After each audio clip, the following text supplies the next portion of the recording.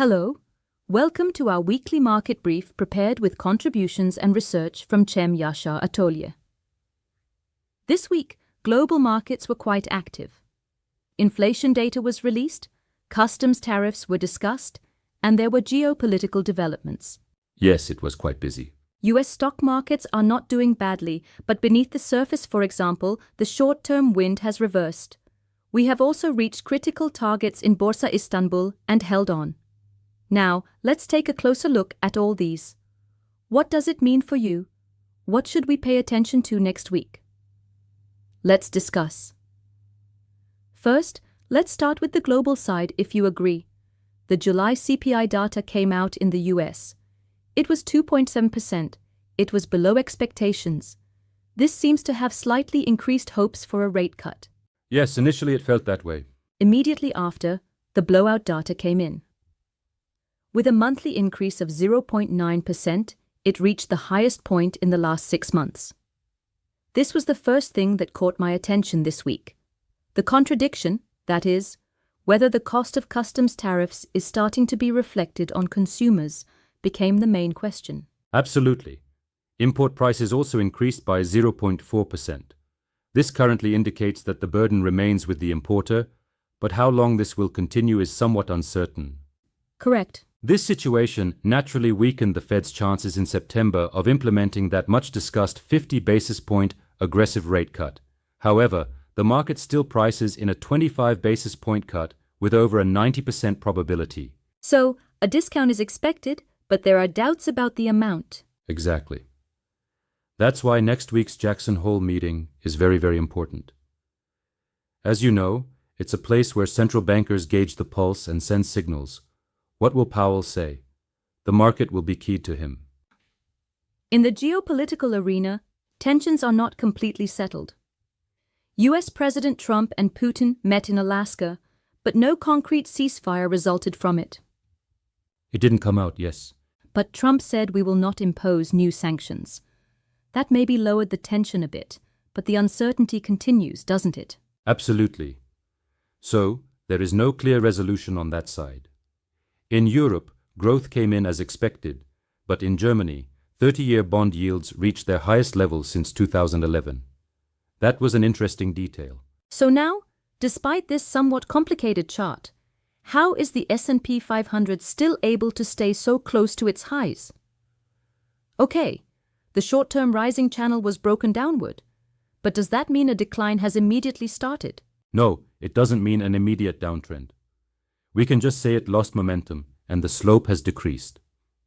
For now, the 6,100 to 6,200 range is an important support. That is also the level you should monitor. What if that place holds? If that holds, the upper band of the long-term channel continues to be the target. But it's important to note that there is a negative divergence in the RSI indicator. In other words, the price is moving up, but momentum is weakening. This could be a warning sign. Keep an eye on it. I understand. How is the Nasdaq side? Honestly, Nasdaq looks stronger. The trend there is quite clear, and the upward movement continues. Maybe in this environment, instead of picking individual stocks, index-based investments might be more sensible for you in terms of risk management. Let's also take a look at American bonds. The 10-year yields fluctuated between 4.20 and 4.31 during the week. Yes, there was some fluctuation there. If this upward trend in interest rates continues, it might be better to wait a bit before making new purchases in bond funds to see the market direction. We need to be a little cautious on that side. Now let's turn the route to Turkey. Borsa Istanbul. We saw the target of 10,900 in Turkish lira, but the historic peak at 11,250 was not surpassed. Not vaccinated, yes. In terms of dollar basis, we already experienced a pullback from the channel resistance we discussed. That is, in the dollar-based chart, the medium-term downtrend has not actually ended. No, still valid. The support level of the short-term upward trend can now be tested. This is an expected situation. It might even be healthy for the market. If that support works, if the support holds and the downward trend is broken upwards, then the $291 level could become a new target for you. But if the opposite happens and the support is broken, then the levels of $247 and even $231 start to be discussed. For now, the positive scenario seems a bit more likely, but caution is still necessary. Then there is a similar situation in the TL-based graph. Exactly. It would be good to test the upward trend support on TL-based as well. If there is a close above 11,250, it could create a new positive atmosphere. Let's get to the point. The third inflation report of the year has been announced. The year-end inflation forecast has been revised to a range of 25 to 29%. There are also ambitious targets such as 24% for 2025 and 16% for 2026. Yes, the goals are ambitious. Communication was quite strong. A message was conveyed that those rigidities in inflation could be broken. Isn't it generally expected in the market that the policy rate will be around 35% by the end of the year? Naturally, due to autumn inflation. That's correct. However, there's an interesting detail that caught my attention here. The 24% target for 2025 is even below the forecast range for the end of this year. Yes, that's interesting. This actually shows how serious TCMB is about fighting inflation and that the firm's stance will continue. In other words, a rate cut that deviates from this target could be perceived by the market as a policy change. I understand.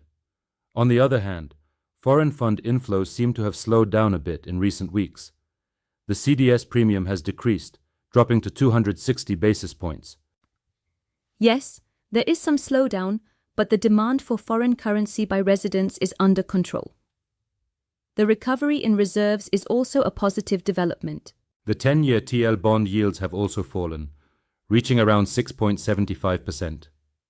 These are all positive signals. It shows that confidence in policies is increasing. Let's look at the commodity side in a moment. What happened to gold? I think the short-term rally has ended. Yes, that trend has ended. Prices are now moving somewhat sideways within a broader range, around $3,273,440. The medium and long-term trend is still upward, but which way this band will break is important. It is also critical for you to determine the next step. What is the situation with silver? There is a similar horizontal trend in silver. If you're considering a new purchase, it might be safer to wait for the resistance level of $38.15 to $38.16 to be broken. The long-term target of $43 is still on the table. What about crypto assets? There was support from the increase in global liquidity there. Does it continue? It seems like it's doing well, yes. This support wind may continue until the end of September. Targets such as $140,000 to $142,000 for Bitcoin, $5,300 to $5,500 for Ethereum, and around $4 for Ripple are being discussed in the market. But caution is necessary, because an interruption in the global liquidity increase is expected between the end of September and the beginning of November.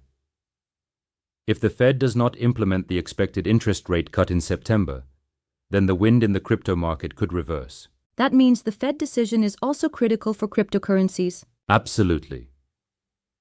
And then there's that altcoin rally everyone talks about. It seems like for that, both Bitcoin dominance needs to drop significantly and the Fed needs to start cutting interest rates. Until these conditions are met, major cryptocurrencies might be a less risky area for you. Understood. Finally, let's take a look at this week's economic calendar.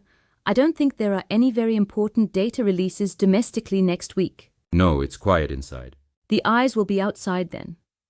The Jackson Hole Symposium starts on Thursday, and of course, Fed Chair Powell's speeches. This is probably the most important event of the week. Absolutely. The messages that will emerge from there will provide you with important clues regarding the timing and speed of interest rate cuts. Additionally, leading growth indicators for August will also be coming out. It's beneficial to follow those as well. In other words, the coming weeks could really bring more clarity to the direction of the markets.